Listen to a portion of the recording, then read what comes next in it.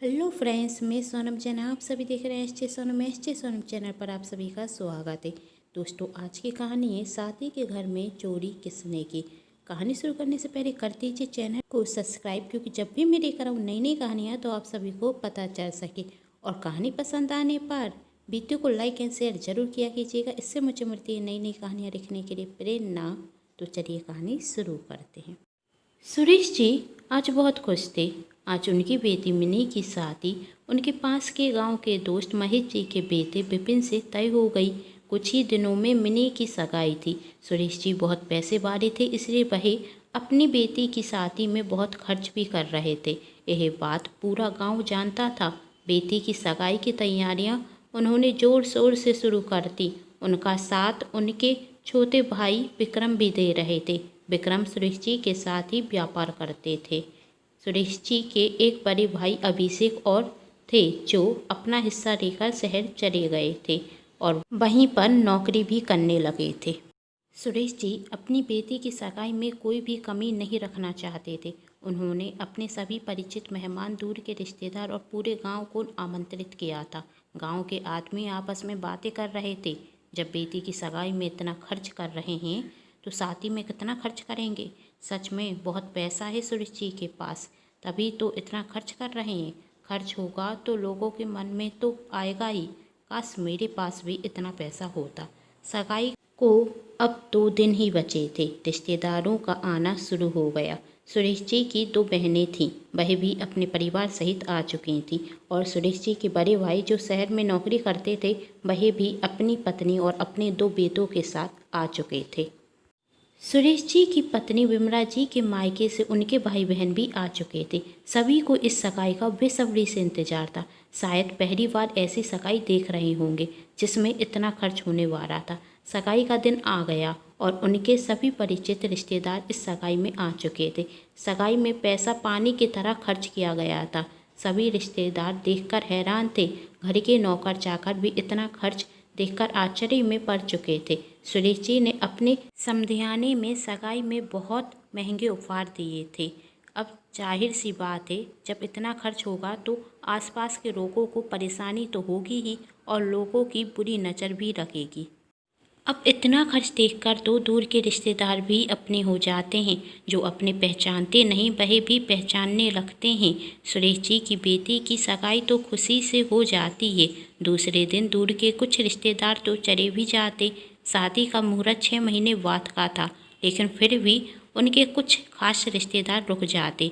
जैसे सुरेश जी की 2 बड़ी बहनें ये सोचकर रुक जाती कि भैया, जब बेटी को इतना दे रहे हैं तो शादी के बाद हमें भी तो बहुत कुछ देंगे।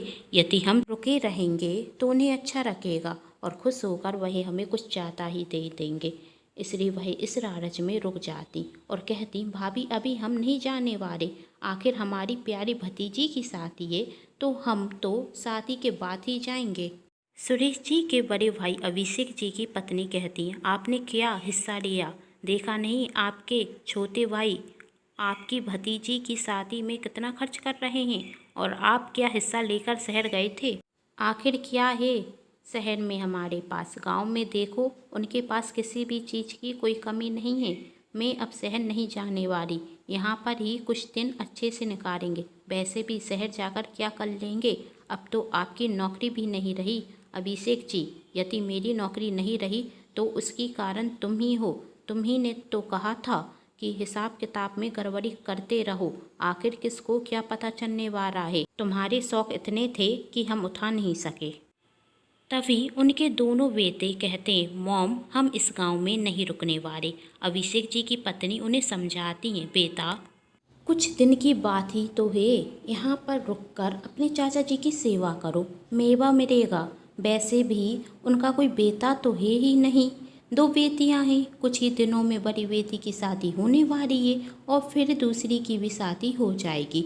उसके बाद उनका ख्याल कौन रखेगा, तुम ही दोनों तो रखोगे। और वैसे भी शहर जाकर क्या करोगे, तुम्हारे बाप के पास तो इतना भी पैसा नहीं है कि वह तुम्हें एक बाइक दिला सके।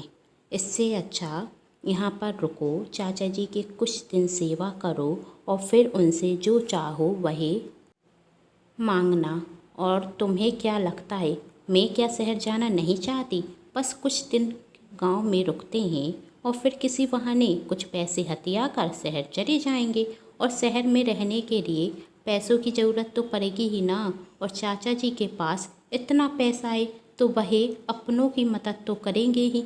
अभिषेक जी कहते हैं, बेटा तुम्हारी माँ बिल्कुल सही कह रही है, बस एक बार शादी हो जाने दो, उसके बाद हम यहाँ से बहुत सारा पैसा लेकर जाएंगे। अभिषेक जी के दोनों बेटे, मॉम डैड आप दोनों ग्रेट हो, कुछ दिन की बात है तो निकाल लेते हैं।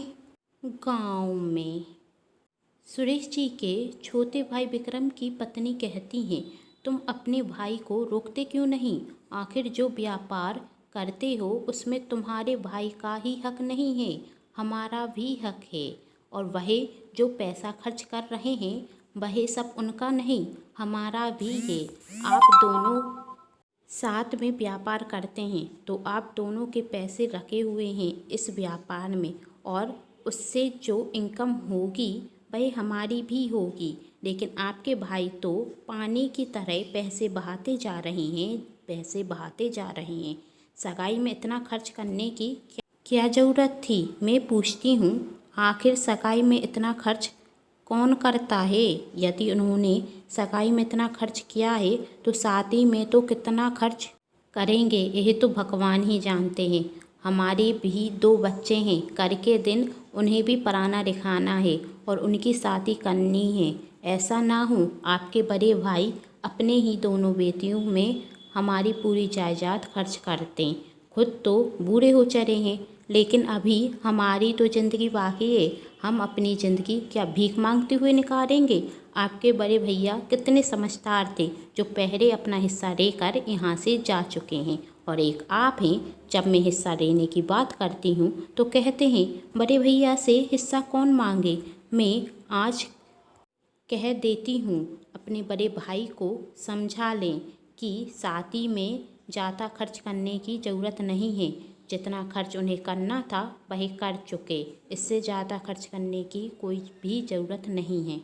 विक्रम कहता, धीरे बोलो कोई सुन लेगा। विक्रम की पत्नी, तुम बस गुलामी करते रहना, लेकिन अब मैं गुलामी करने वाली नहीं हूँ, मैं अपना हिस्सा लेकर ही रहूँगी।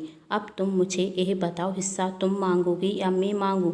विक्रम तुम शांत हो जाओ, मैं आज ही भैया से बात करूँगा, कहकर वहाँ से चला जाता है। सुरेश जी की छोटी बेटी बिनी की कुछ दोस्त घर पर आती और शुभकामनाएं देते हुए कहती, बस कुछ ही दिनों में अब तो तेरी दीदी की शादी होने वाली है, तू तो बहुत खुश होगी ना? बिनी कहती, किस बात की खुशी? बिनी की दोस्त, तू ऐसा क्यों कह रही है? बिनी, तो क्या कहूँ? देखा नहीं तुमने कल पापा ने सगाई में कितना खर्च किया था? बिनी की दोस्त, क्या हुआ? सभी माता पिता खर्च करते हैं, उसमें क्या हो गया? बिनी, तू सोच तो जरा, यदि दीदी की सगाई में इतना खर्च किया है तो शादी में कितना खर्च करेंगे? हर माता पिता खर्च करते हैं, लेकिन अपने सभी बच्चों के बारे में भी सोचते हैं। पापा को भी ना जाने क्या हो गया है, उन्हें याद भी है या नहीं, उनकी एक और छोटी बेटी है। यदि पूरा पैसा दीदी की शादी में खर्च कर देंगे तो फिर मेरी शादी में क्या खर्च करेंगे? बिनी की दोस्त, तो तू खुश नहीं है अपनी दीदी की शादी से? बिनी, नहीं, ऐसा कुछ नहीं है, मैं बहुत खुश हूँ दीदी के लिए, आखिर इतना अच्छा ससुराल मिला है। और जीजाजी को तो वह पहले से भी जानती हैं, पापा के दोस्त के ही तो बेटे हैं, लेकिन पापा को तो मेरे बारे में सोचना चाहिए ना। यदि पापा नहीं सोच रहे तो कम से कम दीदी तो कह सकती हैं ना, पापा यदि आप पूरा पैसा मेरी शादी में खर्च कर देंगे तो अपनी छोटी बेटी की शादी में क्या खर्च करेंगे? और वैसे भी महेश अंकल ने थोड़ी ना दहेज मांगा है, वह तो पापा के दोस्त हैं, इसलिए उन्हें तो कम दहेज दे देंगे तो भी चलेगा, लेकिन क्या पता मेरी शादी किससे होगी। और आज के ज़माने में यदि एक अच्छे लड़के से शादी करनी है तो उन्हें दहेज तो देना ही होगा ना। यदि पापा और दीदी मेरे बारे में नहीं सोचेंगे तो मैं तो अपने बारे में ज़रूर सोचूंगी, और मैं ऐसा होता हुआ नहीं देख सकती। बिनी की दोस्त, तो फिर तू क्या करेगी? बिनी, पता नहीं, लेकिन कुछ तो ज़रूर करूँगी। किसी ने सच ही कहा है, यदि बात पैसों की हो तो सभी रिश्ते नाते बदल जाते हैं। ऐसा ही कुछ इस घर में भी हो रहा था। सुरेश जी के बड़े भाई जो झगड़ा कर कर अपना हिस्सा लेकर चले गए थे और उनसे सभी रिश्ते तोड़ भी दिए थे, आज उनके पास पैसा देखकर वह उनके अपने हो गए। और सुरेश जी के छोटे भाई जो अभी तक तो सुरेश जी के साथ थे, लेकिन पैसा खर्च करते हुए देखकर वही भी सुरेश जी से अपना हिस्सा मांगने वाले थे। उनकी खुद की बेटी तक अपने पिता के खर्च से परेशान थी और उनकी दोनों प्यारी बड़ी बहनें भी अपने भाई से पैसा ही चाहती थी। यह कहानी यहाँ पर ही ख़त्म नहीं होती। पैसा देखकर तो अच्छे अच्छे बदल जाते हैं। सुरेश जी के घर के नौकर भी अब उनसे तनख्वाह बढ़ाने की बात करने लगे थे और एक नौकरानी का पति कहता है, तुम सुरेश साहब के यहाँ नौकरी करती हो, सुना है वह अपनी बेटी की शादी में बहुत खर्च कर रहे हैं, तुम भी मौका का फ़ायदा उठा लो, बहुत खुश हैं अभी तुम्हारे साहब, तुम किसी न किसी बहाने उनसे पैसा क्यों नहीं मांगती, बेटी की शादी की खुशी में कुछ बख्शीश तुम्हें भी मिल जाएगी। नौकरानी कहती, तुम सही कह रहे हो, आज ही जाकर मैं मैडम से पैसे मांगूंगी। सुरेश जी के पास इतना पैसा देखकर उनके अपनों का रंग रूप ही बदल रहा था। अब हर किसी को उनसे मतलब नहीं, उनके पास जो पैसा था उससे मतलब था। और दूसरी तरफ सुरेश जी सोच रहे थे कि उनके भाई बहन और उनका परिवार उनसे कितना प्यार करता है, जो बेटी की शादी में सभी अपना कीमती वक्त दे रहे हैं। सुरेश जी को क्या कभी अपने परिवार के सदस्यों की असलियत पता चल पाएगी? और सुरेश जी का कौन अपना करने वाला है शादी के घर में चोरी?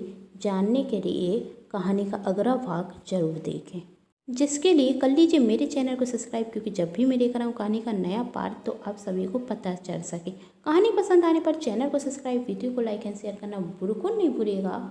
Thanks for watching.